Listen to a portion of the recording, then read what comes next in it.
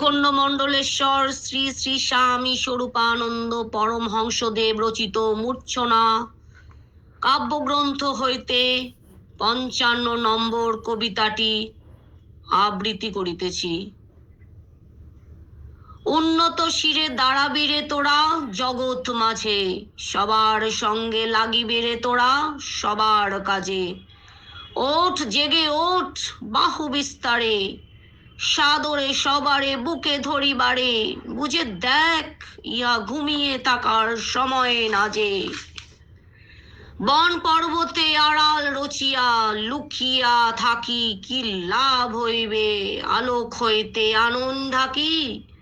কুণ্ঠিত তোরা থাকিবি কেন রে কিসের লাজে, আর্য অনার্যের সমুদয় বিভেদ রাশি, খুচায়া আমি ফুটাবো তোদের মুখের হাসি। তোদের করিব মোর প্রিয়জন আপনার চেয়ে পরম আপন, শত যুগ জোড়া অন্ধকারের প্রভাব নাশি। দিবরে তোদের দিব্য দৃষ্টি, নূতন দেবতা করিব সৃষ্টি। সাজাবো তোদের প্রতিজনে আমি রাজার সাজে, সাজাবো তোদের প্রতিজনে আমি ঋষির সাজে। জয় গুরু।